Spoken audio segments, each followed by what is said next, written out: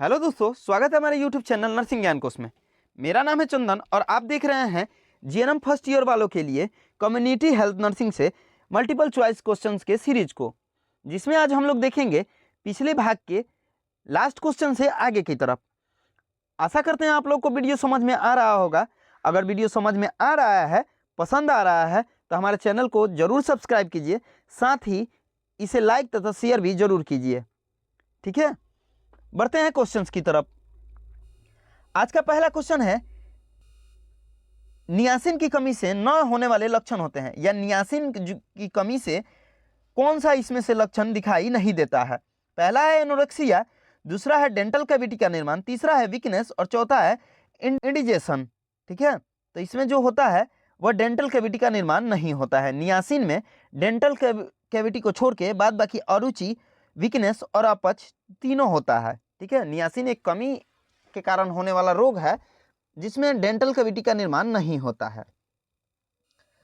अगला क्वेश्चन है, प्रति व्यक्ति के लिए घर में आवश्यक वायु की मात्रा डैश है। ठीक है, प्रति व्यक्ति के लिए घर में आवश्यक वायु की जो मात्रा होती है वो नॉर्मली कितना होना चाहिए। ऑप्शन दिया हुआ है 2000 घन फुट, 3000 घन फुट, 5000 घन फुट और 1000 घन फुट। ठीक है, तो इसका राइट आंसर है 1000 घन फुट। प्रति व्यक्ति के लिए घर में आवश्यक वायु की जो मात्रा होनी चाहिए वो 1000 घन फुट होनी चाहिए। इसका राइट आंसर है ऑप्शन नंबर डी, 1000 घन फुट। अगला क्वेश्चन है, भोजन के सभी प्रकारों को दर्शाते हैं। जो भोजन के सभी प्रकार हैं उसको हम लोग किस रूप में दर्शाते हैं। ऑप्शन है दूध, फल, सब्जियों और अनाज,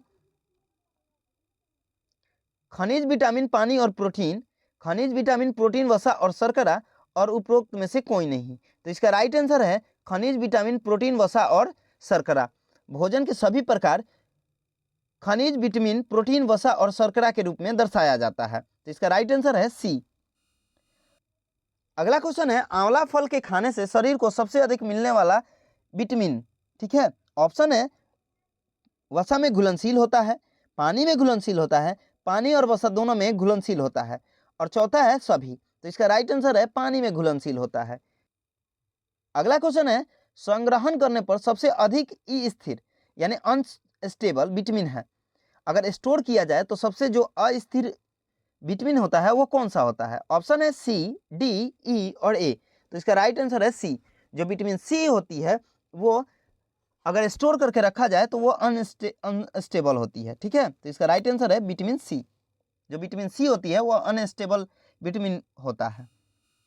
अगला क्वेश्चन है, एक मानसिक रूप से स्वस्थ मनुष्य का क्या गुण हो सकता है। ठीक है, एक मानसिक रूप से स्वस्थ मनुष्य में क्या गुण हो सकता है। पहला है अधिकांश और सरलता पूर्वक अपने नियंत्रण खो देता है, दूसरा है हमेशा चिंतित और चंचल रहता है, तीसरा है एकाग्रचित होने पर असमर्थ होता है, और चौथा है अपने को पर्याप्त सुरक्षित अनुभव करता है और अपने कमियों को स्वीकार करता है। तो मानसिक रूप से जो स्वस्थ होंगे वे अपने को सुरक्षित भी महसूस करेंगे और अपनी कमियों को स्वीकार भी करेंगे। तो इसका राइट आंसर है ऑप्शन नंबर डी। अगला क्वेश्चन है, कब्ज यानी कॉन्स्टिपेशन को रोका जा सकता है। कॉन्स्टिपेशन को किस तरीके से रोका जा सकता है। पहला है रेगुलर हैबिट द्वारा, दूसरा है डाइट में सुधार करके, तीसरा है फ्लूइड इंटेक द्वारा, और चौथा है उपरोक्त सभी। तो इसका राइट आंसर है उपरोक्त सभी। ठीक है, हम लोग रेगुलर दिनचर्या जो है उसको भी हम लोग सुधार करके, अपने डाइट में सुधार करके और ज़्यादा मात्रा में इंटेक लेके कॉन्स्टिपेशन को रोक सकते हैं। अगला क्वेश्चन है, ओटीए परीक्षण से ज्ञात किया जा सकता है। जो ओटीए परीक्षण होता है उसमें हम लोग क्या ज्ञात करते हैं। पहला है दूध में उपस्थित स्टोर की मात्रा को, पानी में अवशेषी क्लोरीन की मात्रा को, अगला है जल में कठोरता की मात्रा को, पानी में जीवाणुओं की मात्रा को। तो इसका राइट आंसर है पानी में अवशेषी क्लोरीन की मात्रा को। ओटीए परीक्षण क्लोरीन की जांच के लिए किया जाता है कि कितना पानी में वह बच गया है। तो इसका राइट आंसर है ऑप्शन नंबर बी। आगे बढ़ते हैं, अगर गलत तरीके से मलमूत्र के निपटान व्यवस्था से खतरा है। अगर गलत तरीके से मलमूत्र का निपटान किया जाए, गलत तरीके से मलमूत्र को इधर उधर फेंक दिया जाए तो उससे क्या हो सकता है। ठीक है, तो ऑप्शन दिया हुआ है जल प्रदूषण होगा, भूमि प्रदूषण और भोजन प्रदूषण, और इसमें से सभी। तो इसका राइट आंसर है सभी। गलत तरीके से मलमूत्र का निपटान करने से जल भी प्रदूषित होता है, भूमि भी प्रदूषित होता है और भोजन भी प्रदूषित होता है। अगला क्वेश्चन है, नाखूनों को काटकर छोटा रखने से हम शरीर को बचाते हैं। नाखून को काटना क्यों जरूरी होता है?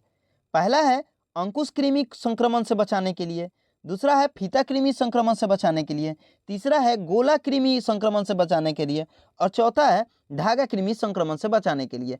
तो नाखून को काट के हम लोग गोला कृमि जो यानी रिंग वर्म जो होते हैं उनके इन्फेक्शन से बच सकते हैं।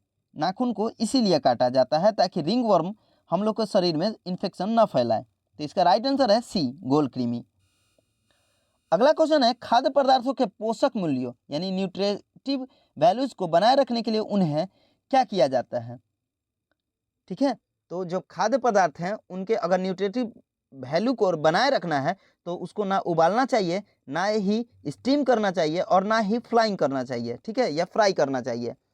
ठीक है, तो इसका राइट आंसर है उपरोक्त में से कोई नहीं। अगला क्वेश्चन है, विटामिन सी की सबसे अधिक मात्रा देने वाला फल है। जो सबसे अधिक मात्रा में विटामिन सी देता है वो कौन सा होता है? तो अभी हम लोग कुछ देर पहले ही पढ़े हैं आंवला के बारे में। तो आंवला जो होता है उसी में सबसे ज़्यादा मात्रा में विटामिन सी पाया जाता है और ये अनस्टेबल विटामिन होता है। विटामिन सी जो होता है वो अनस्टेबल के श्रेणी में आता है। तो इसका राइट आंसर है सी, आंवला में सबसे अधिक विटामिन सी की मात्रा पाई जाती है। अगला क्वेश्चन है, रक्तस्राव प्रतिकारक यानी एंटी हेमोरेजिक फैक्टर नाम से प्रसिद्ध विटामिन है। जो एंटी हेमोरेजिक फैक्टर होते हैं उसका सबसे प्रसिद्ध विटामिन कौन सा होता है? तो इसका राइट आंसर है विटामिन के, जो हमारे शरीर में रक्तस्राव के रोकता है। ठीक है, रक्तस्राव को रोकने वाला जो विटामिन होता है वो होता है विटामिन के।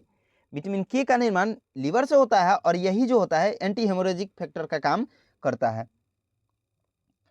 अगला क्वेश्चन है, चेचक यानी स्मॉल पॉक्स के टीके की खोज करने वाले वैज्ञानिक का नाम क्या है? जो स्मॉल पॉक्स टीके का खोज किए थे उनके नाम बताना है। तो इसका राइट आंसर है लुईस पास्चर।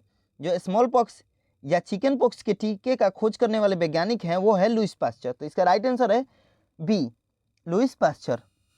अगला क्वेश्चन है, टीकाकरण करके हम बच्चों में होने वाले डैश से नहीं रोक सकते हैं। ऐसा कौन सा कंडीशन होता है जिसमें टीकाकरण प्रभावी नहीं होता है? पहला है जॉन्डिस, दूसरा है टिटनेस, तीसरा है ट्यूबरक्लोसिस और चौथा है डिप्थेरिया। तो हम लोग टिटनेस, ट्यूबरक्लोसिस और डिप्थेरिया को रोक सकते हैं ह्यूमनाइजेशन द्वारा, लेकिन जॉन्डिस को नहीं रोक सकते हैं। ह्यूमनाइजेशन जो प्रक्रिया होती है वो जॉन्डिस पे लागू नहीं होती है। अगला क्वेश्चन है, खाने के पदार्थों में वसा यानी फैट की अत्यधिक मात्रा लेने से उत्पन्न होती है। अगर खाने के पदार्थों में अगर ज़्यादा मात्रा में फैट ले लिया जाए तो वो कौन सा रोग को उत्पत्ति कर देगा? पहला है कॉन्स्टिपेशन, दूसरा है मोटापा, तीसरा है एनीमिया और चौथा है उपरोक्त सभी। तो जो फैट होता है वो हमारे शरीर में जाके एक जगह जमा होना शुरू होता है और मोटापा के रूप में बाहर आता है। तो इसका राइट आंसर है मोटापा यानी ओबेसिटी। अगर वसा ज़्यादा मात्रा में इंटेक कर रहे हैं तो मोटापा होने का खतरा बढ़ जाता है। अगला क्वेश्चन है, संधि पादों द्वारा रोग संचरण किया जाता है। जो ज्वाइंट होते हैं उनके फ्लूइड भरता है, वो कौन से रोग को जन्म देते हैं? ऑप्शन दिया हुआ है आंतरिकी संपर्कन यानी मैकेनिकल कॉन्टेक्ट, अगला है डायरेक्ट कॉन्टेक्ट और तीसरा है बायोलॉजिकल ट्रांसमिशन, चौथा है ऑल। तो इसका राइट आंसर है ऑल, यानी संधिपाद जो होते हैं वो सभी रोग को जन्म देते हैं जो ऊपर दिया हुआ है। मैकेनिकल, डायरेक्ट और बायोलॉजिकल तीनों प्रकार के रोग को ये जन्म देते हैं। अगला क्वेश्चन है, कार्बोहाइड्रेट मेटाबॉलिज्म में एंजाइम की भूमिका क्या होती है? जो कार्बोहाइड्रेट मेटाबॉलिज्म होता है उसमें जो एंजाइम है वो अपनी भूमिका क्या में प्रदर्शित करते हैं? ऑप्शन है विटामिन बी में, विटामिन ए में, विटामिन डी में और विटामिन सी में। तो इसका राइट आंसर है विटामिन बी में। कार्बोहाइड्रेट मेटाबॉलिज्म में विटामिन बी में ही एंजाइम अपनी भूमिका को प्रदर्शित करते हैं। राइट आंसर है vitamin B, A, option number A. आगे बढ़ते हैं, अगला क्वेश्चन है, वर्ष 2000 तक सभी के लिए स्वास्थ्य का उद्देश्य था। एक समय अवधि का निर्धारण किया गया था जो समय था 2000। ठीक है, 2000 सन में सभी के लिए स्वास्थ्य का उद्देश्य लागू किया गया था। ठीक है, तो जिसमें ऑप्शन था समुदाय की भागीदारी, अगला है विश्व की जनसंख्या को प्राथमिक स्वास्थ्य देखभाल के अंतर्गत लाना, तीसरा था स्वास्थ्य से जुड़े अन्य क्षेत्रों का समन्वय और अंतिम था सभी। ठीक है, तो इसका राइट आंसर था सभी। ठीक है, समुदाय में भागीदारी भी सुनिश्चित करना था, विश्व की जनसंख्या को प्राथमिक स्वास्थ्य देखभाल के अंतर्गत लाना भी था और स्वास्थ्य से जुड़े अन्य क्षेत्रों का समन्वय भी करना था। तो इसका राइट आंसर है सभी। अगला क्वेश्चन है, पकी हुई हरी सब्जियों से पानी निकालकर हम क्या करते हैं? ठीक है, या अगर पकी हुई सब्जी से पानी निकाल दिया जाए तो उस कंडीशन में उस भोजन में क्या हो सकता है? तो इसका ऑप्शन दिया हुआ है, उनके खनिजों और विटामिन से वंचित रह जाते हैं, उनके खनिजों और प्रोटीन से वंचित रह जाते हैं, उनके विटामिन और वसा से वंचित रह जाते हैं, उनके प्रोटीन और शर्करा से वंचित रह जाते हैं। तो हरी सब्जियों से पानी निकाल के हटा दिया जाए तो उसमें खनिज और प्रोटीन जो होते हैं वो नहीं रहेंगे, ठीक है, और वो हमारे शरीर में नहीं जा पाएंगे, जिससे हम लोग उससे वंचित रह जाएंगे। आज के लिए बस इतना ही। आशा करते हैं वीडियो पसंद आया होगा। अगर वीडियो पसंद आता है तो हमारे चैनल को जरूर सब्सक्राइब कीजिए, साथ ही वीडियो को लाइक तथा शेयर भी जरूर कीजिए।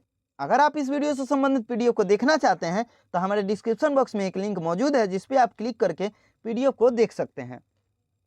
मिलते हैं नेक्स्ट वीडियो में, तब तक के लिए धन्यवाद।